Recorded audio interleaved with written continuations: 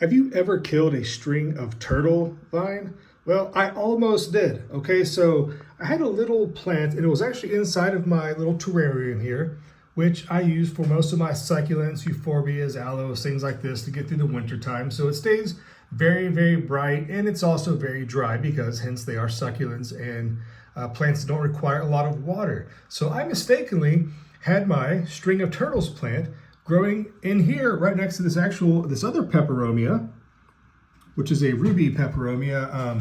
Anyways, I assumed that it needed, a lot of bright light. You needed, drier conditions. It was more like a string of hearts or a string of pearls that are actually succulents that actually want to be dried out. However, it wasn't until I learned that the string of turtles, the peperomia prostrata, down in here actually needs a very moist and very humid environment. So if I can get this off with one hand, let's see what I can do.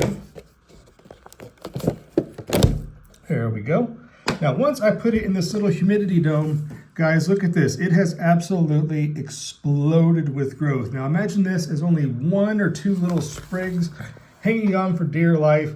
I put it in this, just little tray, and all it was just this basically a seed starting tray with a little vent on it right there, you see. Once it was inside of this, it has absolutely gone crazy.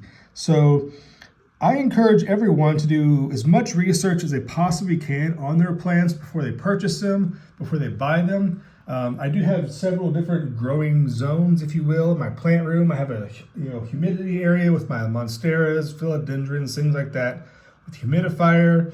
I have my, like I showed you here, my terrarium full of succulents, and there's a nice euphorbia coming into form right there, kind of breaking its winter dormancy.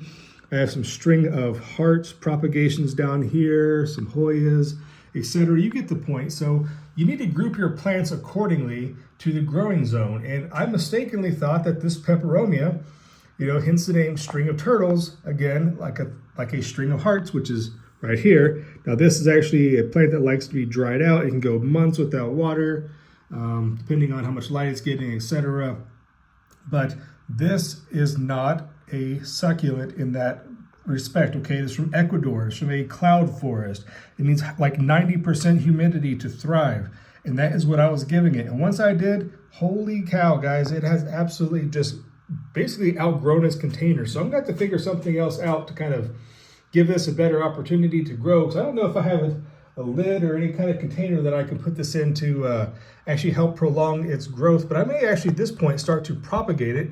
Some of these longer pieces, like right here where it's kind of growing up the side of the container there, I might actually cut those off and try to propagate them in another container to kind of extend this out along, growing it out. So there you go, just a quick little tip, guys. Make sure you research what you're growing, know what you're getting before you kind of almost kill this plant. Now, it almost died so many times on me, and I was just barely hanging on for life. I threw it a Hail Mary. I read something that said it needs high humidity, and it absolutely is thriving. So if you have a string of turtles, guys, it needs high humidity. Put something with a cover on it, get a terrarium, get something, all right? Put a humidifier next to it if you have to.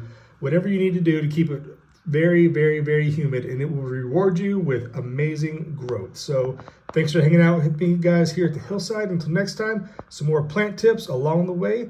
We'll see you then. Bye-bye.